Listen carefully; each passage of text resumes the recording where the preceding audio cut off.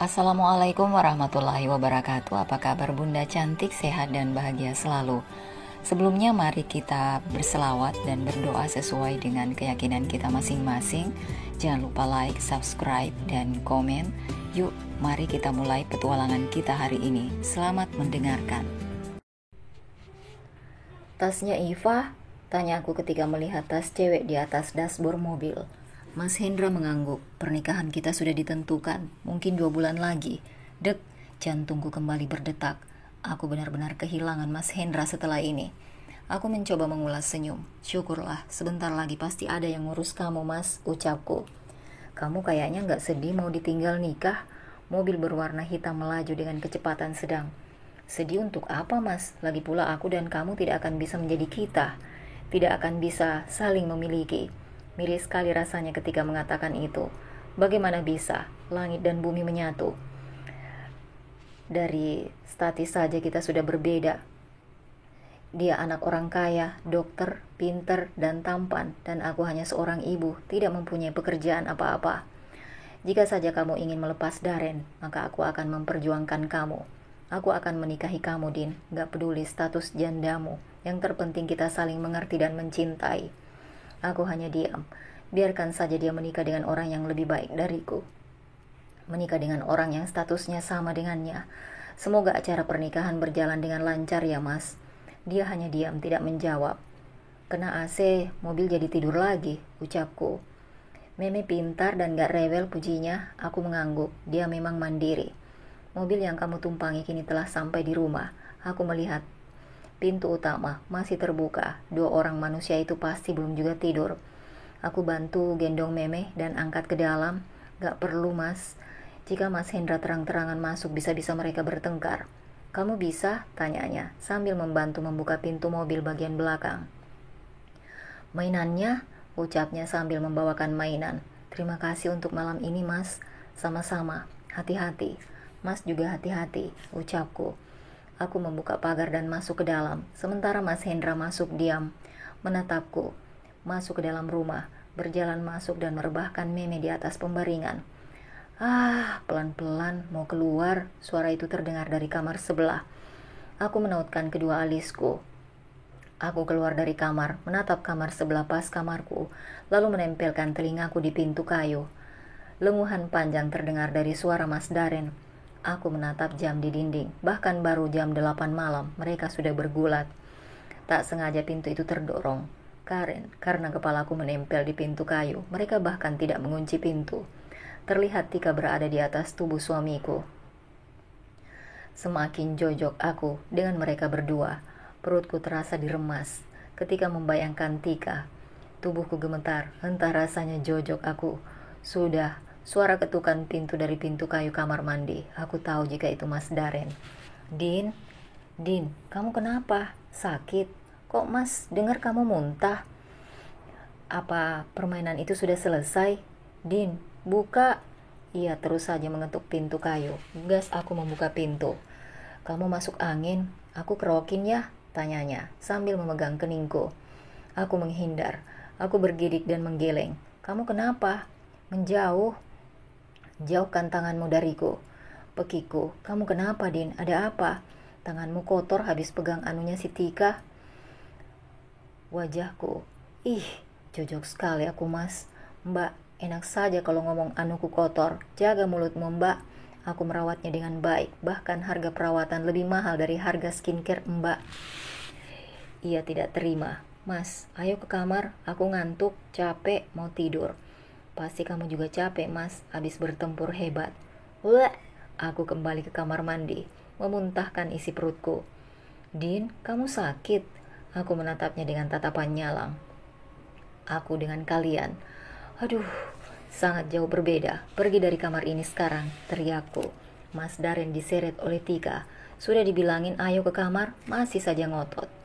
Bawa saja pergi si Diatik. Aku gak butuh laki-laki seperti Mas Daren, teriakku. Aku pun kembali ke pembaringan, membalas chat Mas Hendra. Perutku tiba-tiba sakit. Mungkin aku akan membuat telur ceplok setelah ini. Mempunyai penyakit mah tidak boleh telat makan dan juga pikiran.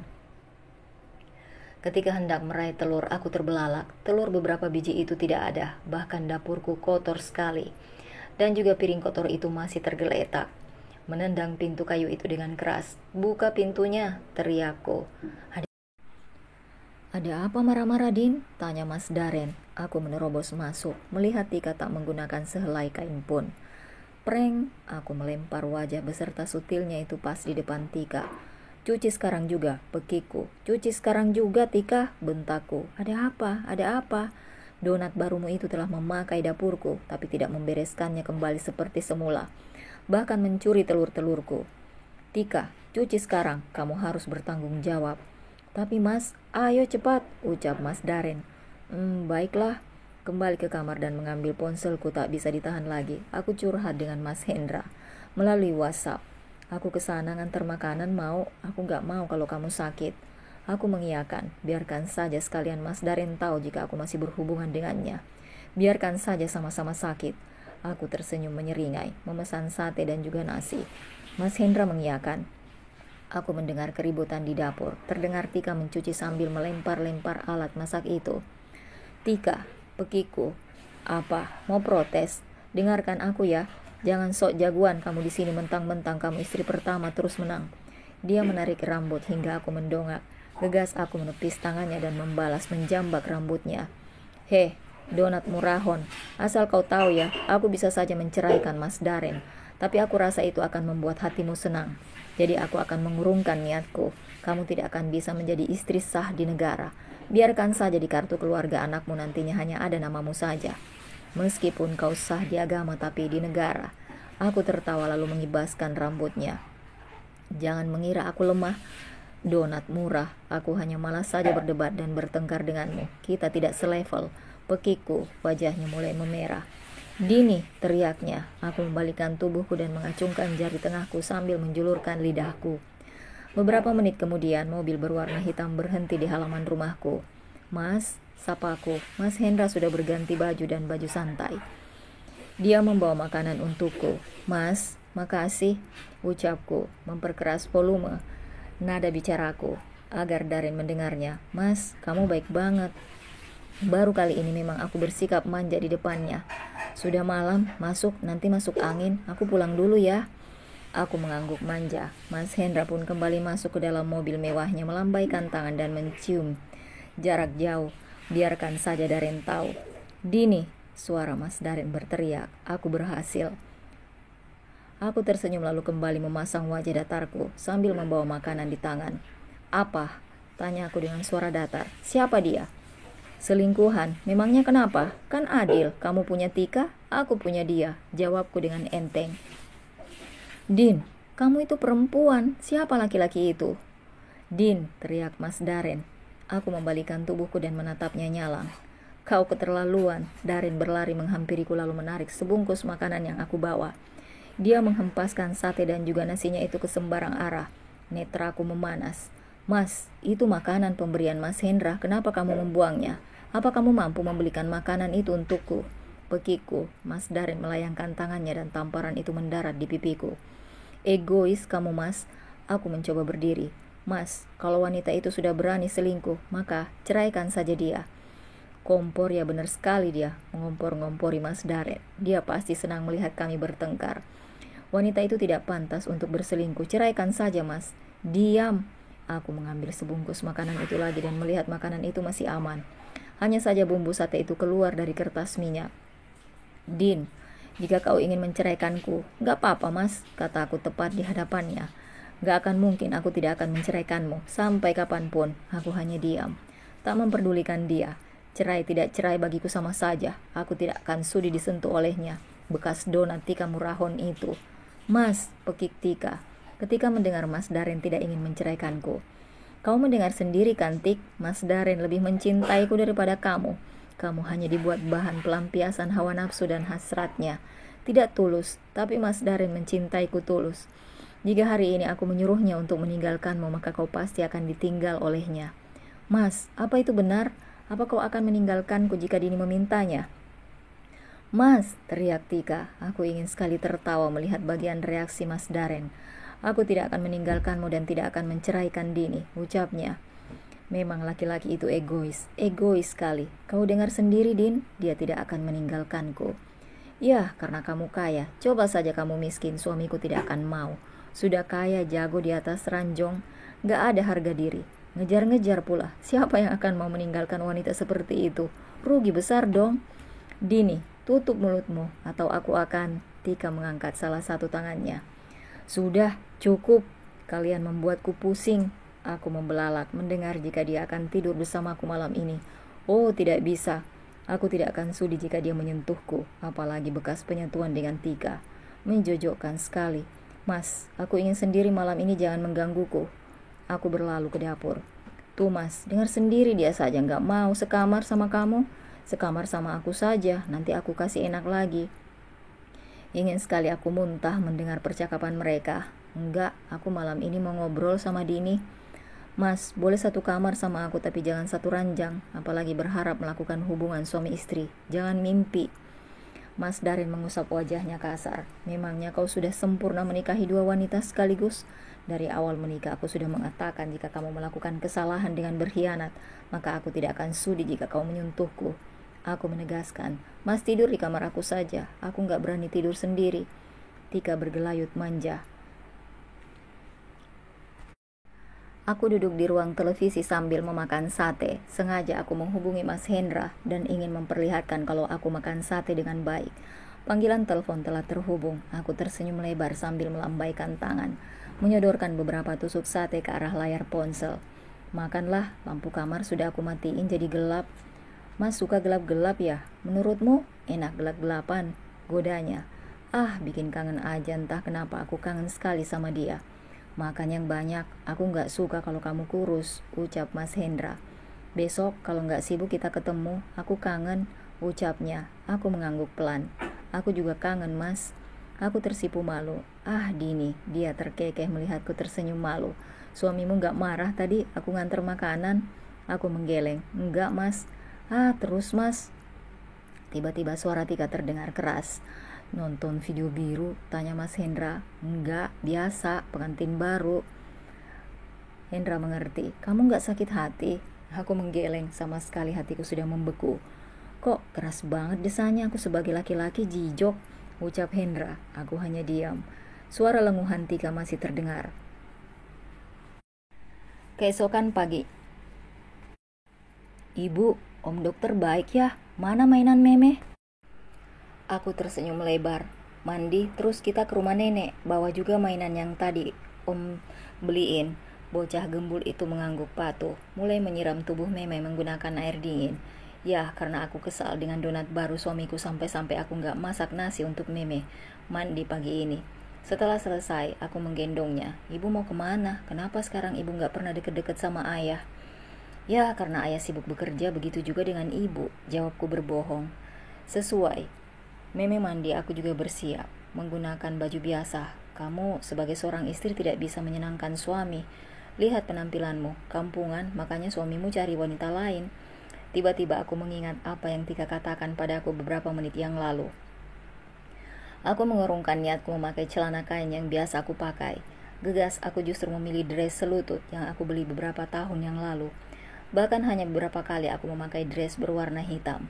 Dress sederhana, namun elegan bagiku, memakai dress itu dan juga merapikan rambutku. Aku membiarkan rambutku tergerai, mencoba mengganti warna lipstik berwarna merah. Tentu saja penampilanku sangat mencolok hari ini. Menarik nafas dan menghapus lipstik itu, karena aku tidak suka dengan berdandan tebal. Menyemprotkan parfum maskulin, mengambil tas dan keluar dari kamar. Ternyata Meme sudah keluar dari kamar. Tante, kenapa pakai baju seperti itu? Apa tante tidak malu? Lihatlah, aku saja pakai baju panjang. Ibu, lihat teman ayah. Dia memakai baju seperti itu. Dia seperti orang gila, Bu. Lihat di bagian dada itu juga terlihat berlubang. Di bagian pinggang juga robek-robek. Meme tertawa. Aku menarik nafas. Sayang, sudah lupakan. Kita akan ke rumah nenek sekarang. Jangan sampai mengingat baju tante lagi ya. Itu tidak baik. Biarkan saja tante masuk neraka. Tika menoleh ke arahku. Ia menatapku tajam dan berkacak pinggang di depanku. Sarapan di rumah nenek saja ya, Meh. Ibu ada urusan sebentar. Lagi-lagi bocah gembul itu mengangguk. Ibu yang sedang menyapu di halaman rumah mendongak. "Sayang, kok pagi-pagi banget? Bu, nitip Meme sebentar ya, aku ada urusan, nanti siang aku jemput Meme," ucapku. Ibu mengangguk. "Sudah sarapan belum?" "Ya ampun, sudah jam segini belum dikasih makan anaknya." "Kok sekarang kamu lemot ngurus Meme? Kalau kamu merasa nggak sanggup ngurus Meme, biar Meme sama ibu saja. Aku tahu kamu sekarang banyak masalah, dan ibu tidak mau Meme jadi nggak keurus seperti ini." "Apa sih ibu ini? Aku ngurus Meme dengan baik kok." Aku duduk di tepi pembaringan sambil membalas chat dari Mas Hendra. Ia mengajak ketemu. "Aku jemput ya, nggak apa-apa, nggak usah bawa motor." Gegas aku membalas pesan itu. Aku menyetujuinya. "Itu jidatmu kenapa, Din? Kok kayaknya memar? Bertengkar sama Daren?" "Ya, luka ini aku dapat ketika menghantam kepalaku di dinding." "Enggak, kebentur jendela," kilahku. "Aku nggak mau ibu khawatir." "Bohong, Nek. Tadi ibu dibenturkan ke tembok sama temen ayah. Kepala ibu jadi sakit." "Ya ampun, Meme," melihatku berkelahi dengan Tika. "Maksudnya kamu berantem sama istri baru suamimu itu?" tanya ibuku. Aku menggeleng. "Istri baru? Istri ayah kan ibu, Nek," tanya Meme. "Sudah, jangan dibahas lagi, Din. Ikut ibu ke dapur." "Kalau nggak bahagia kenapa dilanjut? Kalau tertekan kenapa harus lakukan? Sudahlah, kalau kamu sudah nggak tahan sama pernikahanmu, kamu minta cerai saja sama Daren. Ibu nggak tega melihat kamu seperti ini. Badanmu tambah kurus, Din. Lihat wajahmu, layu nggak seperti biasanya." Ponselku berdering. "Bu," panggilku agak canggung. "Bu, ada teman Dini jemput di depan. Ibu mau nggak nyapa dia sebentar?" "Teman siapa?" "Ayo." Aku menarik ibu lalu berjalan keluar. "Mas," panggilku. "Bu," sapa Hendra. Ia mengulurkan tangannya dan mencium punggung tangan ibu. "Ini teman kamu?" Aku tersenyum dan mengangguk pelan. "Bu, aku ada acara sama Mas Hendra sebentar. Kita mau pergi sebentar, nitip Meme ya." Ibu mengangguk. Dia masih terlihat terkejut. Mana ada coba teman cowok menjemput sampai rumah. Ia diam membeku sambil memperhatikan kami masuk ke dalam mobil. "Ibumu?" tanya Mas Hendra. "Masih muda ya?" "Mau kemana kita, Mas?" "Hotel bintang 5.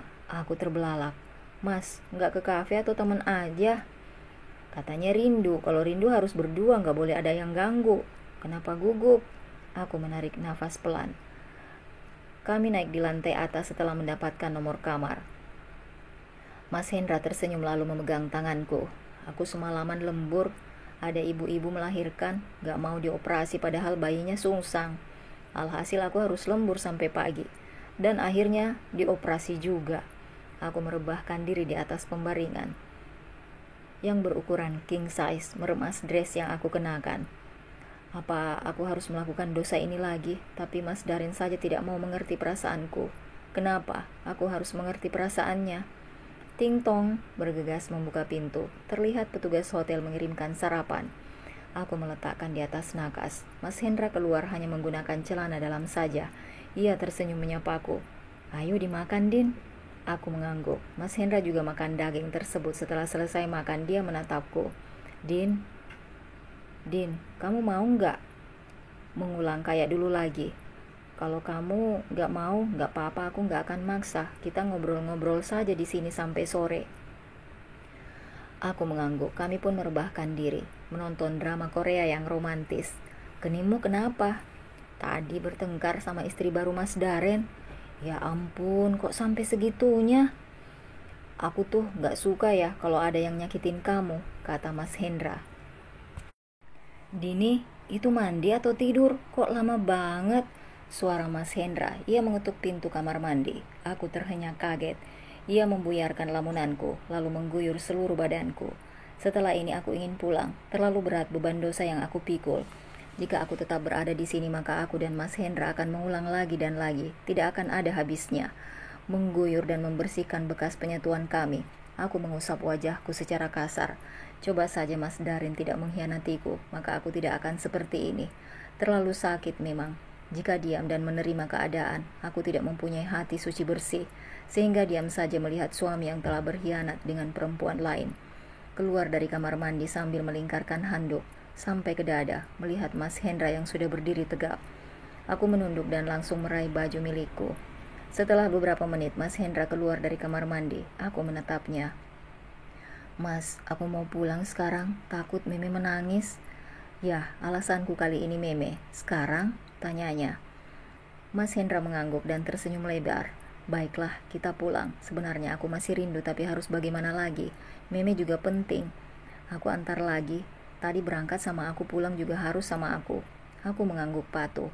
Mas Hendra mengembalikan ID card hotel. Kami berjalan menuju ke mobil. Gak mau belikan apa gitu buat ibu dan juga Meme? Aku menggeleng. Beberapa menit kemudian mobil telah sampai di kediaman ibu. Mas turun juga. Ya, mau pamitan sama ibu. Aku mendorong tubuhnya kembali masuk ke dalam mobil. Gak usah, nanti kalau ada tetangga lihat malah jadi bahan gibah. Titip sama ibu ya. Aku mengangguk dan masuk ke dalam rumah. Mobil berwarna hitam itu pun melaju dengan kecepatan sedang. Kenapa aku mengulanginya lagi? Ucapku. Aku masuk ke dalam rumah dan melihat Meme sedang menonton siaran televisi. Nenek mana? Nenek habis dimarahin sama orang, Bu. Dek, benarkan dugaanku, ada sesuatu yang terjadi. Lalu di mana nenek? Meme menggeleng, gak tahu Bu. Terdengar derap langkah kaki dari dapur. Ibu tersenyum ke arahku, namun aku tahu kelihatan di kelopak matanya sembab. Ibu ada apa? Siapa yang marahin ibu? Ibu duduk di sofa. Ibu punya hutang sama tetangga, Din. Ibu belum bayar hutang itu. Dia marah dan memaki ibu. Entah bapakmu belum juga kirim uang selama 2 bulan ini. Berapa hutangmu, Bu? Tanyaku. 5,5 juta, Din. Aku menggeleng. Kenapa ibu tidak terus terang sama Dini? Panggil tetangga yang marahin ibu. Setelah ini aku akan mentransfer hutang ibu lunas kepada tetangga itu. Bisa-bisanya memaki-maki orang lain. Ibu yang salah, janji gak pernah ditepati. Ya sudah, minta nomor rekening tetangga itu dan Dini akan mengembalikan uang yang ibu pinjam beserta bunganya. Entah aku merasa tidak terima jika ada yang berbuat kasar dengan ibuku, apalagi sampai memaki. Setelah masalah hutang piutang ibuku selesai, aku baru bisa merebahkan diri di atas pembaringan. Sementara Meme sedang bermain dengan ibuku di depan, memejamkan diri sejenak, terkejut mendengar dering ponsel milikku. Ya ampun, belum ada seminggu Mas Hendra sudah memberikan uang segini lagi kepada aku. Ya ampun, aku terkejut dan langsung menghubunginya. Sialnya nomornya tidak bisa dihubungi. Ya ampun, 50 juta. Karena nomor Mas Hendra tidak aktif, aku pun memilih untuk tidur sore ini. Sayup-sayup aku mendengar ada keributan, sehingga aku terbangun. Ada apa? Anakku gak bersalah. Enggak boleh Pak. Aku terkejut. Berjalan ke depan. Ada apa ini? Apa Anda saudari Dini? Aku mengangguk. Anda akan kami bawa. Ada seseorang yang melaporkan Anda karena tindak kekerasan. Beserta bukti visum dan penangkapan Anda harus ikut ke kantor polisi. Dek, jantungku berdebar kencang. Aku tahu pasti ini Tika yang melapor. Gak apa-apa, ibu hanya sebentar. Gadis kecil itu enggan melepaskan tanganku. Mobil polisi telah sampai di kantor. Duduk di depan petugas. Apa benar ibu telah memukul saudari Tika hingga luka? Ada luka di bagian kepala. Aku mengangguk. Bagaimana tidak marah, Pak? Saya sebagai seorang ibu tahu jika anaknya dipengaruhi dengan hal-hal yang tidak pantas, bahkan sangat kotor. Apakah ibu bisa menjelaskan dengan jelas? Aku menarik nafas. Baik, jadi begini. Pagi jam 5, Tika masak di dapur menggunakan baju lingerie. Saya sudah menegaskan untuk ganti baju sebelum anakku bangun. Anakku berumur 4 tahun, dan ketika anakku bangun dan melihat penampilannya memakai baju seperti itu, justru malah dia berkata yang tidak-tidak, padahal anak saya masih kecil. Pikirannya tidak akan bisa menangkap apa yang Tika katakan. Membahas tentang pernikahan dan malam pertama, saya naik pitam, Pak. Petugas polisi itu hanya mengangguk dan mencatat apa yang saya katakan. Mas Daren dan Tika masuk. Aku miris sinis dan berkata, Pak, bukannya ada undang-undang untuk suami yang menikah tanpa persetujuan istri, menikah secara sembunyi-sembunyi? Tanyaku, sengaja agar mereka tahu. Apa undang-undang baru yang beredar, pasal 279 ayat 1 dan 2 KUHP, berbunyi barang siapa suami yang menikah lagi tanpa meminta izin dari istri pertamanya, maka dia akan dijerat hukum 7 tahun penjara. Ucapku menakut-nakuti mereka. Memang benar sekarang ada undang-undang tersendiri. Pak polisi yang berada di depanku terdiam. Ia menoleh ke arah Mas Daren dan Tika yang sedang bergandengan tangan. Sontak Mas Daren melepas.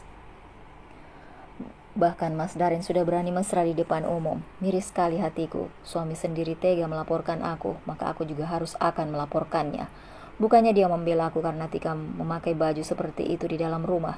Justru malah dia ikut kantor polisi, melaporkanku. Biadab sekali memang kau, Mas. Apa benar kalian menikah tanpa izin dari istri pertama? Mas Daren diam. Bu, Anda bisa membahas ini dan melaporkan tindakan suami Anda, tapi nanti setelah kasus ini selesai. Aku mengangguk. Baik, Pak. Aku menurut saja apa yang dikatakan Pak Polisi. Mas Daren diam. Aku berdiri sambil menatap dengan tatapan nyalang. Sudah tidak ada lagi yang harus aku pertahankan untuk pernikahan ini, Mas. Kamu benar-benar keterlaluan sekarang. Kamu pun tidak bisa mengayomi anakmu sendiri. Lebih memilih wanita leknot itu daripada darah dagingmu sendiri. Aku semakin yakin untuk bercerai denganmu, Mas.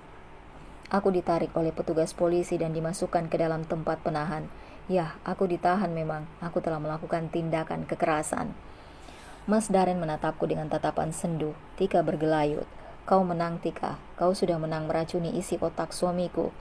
Tak terasa air mataku pun berjatuhan. Pak, bolehkah saya menghubungi seseorang terlebih dahulu? Aku memohon agar Pak Polisi memberikan izin.